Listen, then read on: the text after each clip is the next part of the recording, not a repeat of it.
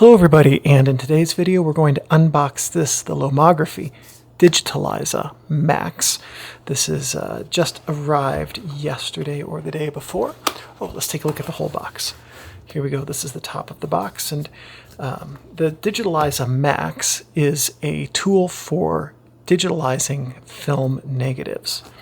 So, side of the box, lots and lots of little text on the bottom of the box. I'm not going to hold this here long enough for you to read it. And then pretty well in keeping with Lomography's standard design aesthetic of showing samples of photos taken with their cameras or their films on their packaging. So we're going to open up the Digitaliza Max. Packaging quality is pretty good. Well done on that, Lomography. There we go. And hopefully that's... Scan this QR code to access the online manual. There you go, guys. If you need the online manual, there's a QR code for you. Can't read that. Okay, here's the support post, I'm assuming, because it looks rather like a support post. Rubber end cap. Probably some sort of tightening screw. We'll find out shortly. Looks like a cell phone holder or some other sort of caddy. We'll find out shortly. 35mm frame mask. I guessed that, but it also says on there. This is the Sprocket 127 film mask. Ooh, makes me wish I still had a 127 camera.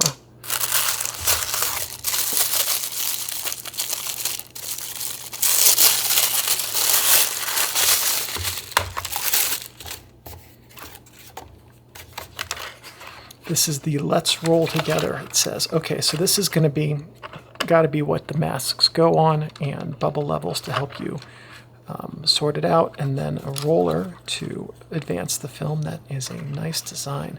I will say these are really good looking pieces.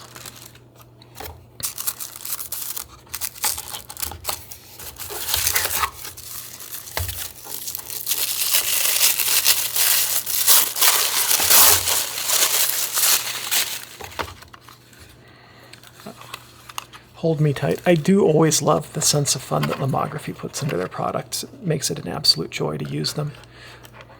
So this has got to be the lit part right down here, the diffuser. Let's see what's underneath. Okay, not really sure.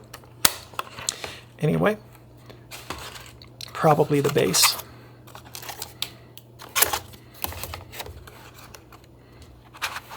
Ah. There we go. This is the heavy part right here that we need.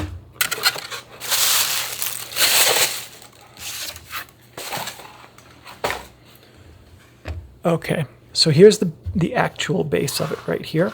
A slider so that we can adjust, I'm going to assume, the placement of the film in relation to whatever camera we're using. I believe that this was really designed for a cell phone, but I'll find out, and when I do the full review, we'll let you know. So let's see how this goes together. Got ovals there and ovals there. Oh, here's the battery chamber. There we go. 2 AA's. Inconveniently, I do not have any AA's with me right now. Okay, so this, got it. Will go on the oval like that, or does it go like this? Not sure. May not matter. Looks like this part ends up being pretty well centered either way. All right.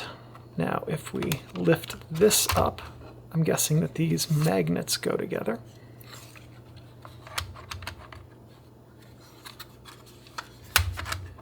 That would not make sense.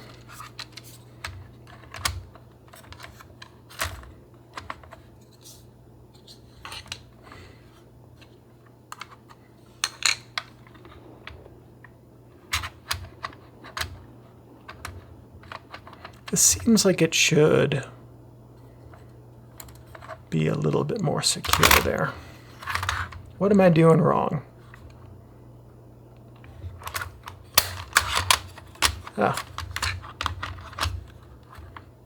That's what I'm doing wrong. Trying to hold it up. All right, so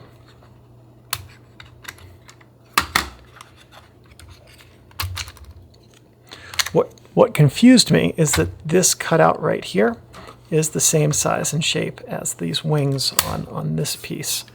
So that just magnets on like that, and the magnets are strong enough to hold it in place.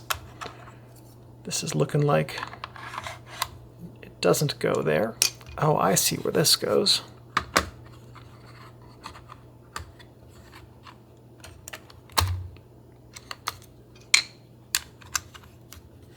Just like that. So the masks go closer to the light. And since that's 35 and this is 127,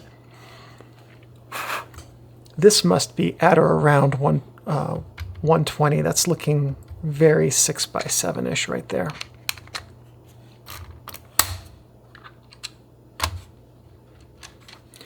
Now, this post right here, we're going to undo this screw, not completely, just enough that I can slide this post in here. Or actually, I think I'm going to do it this way. That'll look a little bit better, just like that, with the rubber end cap at the top. There we go. Okay. And so screwing this tightens this part of it down like that. This would be where you would hold your cell phone.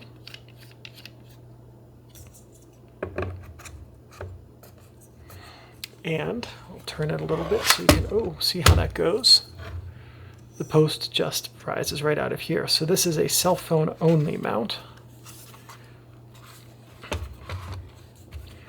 And then on the back here, that looks like that just screws right in that way to hold the post in place. And then this will allow us, of course, to right way. I can't tell which way is correct. Lefty-loosey. Okay, there we go. We can adjust this up and down to allow the cell phone to get closer or further from the negative. Oh, there's also, just noticed this, a USB power connector with a, looks like a mini USB cord, probably in lieu of batteries. So very interesting very interesting film digitalization tool right here. So that is what I've got for you today in the unboxing, and as I use this, I'll share results and compare it.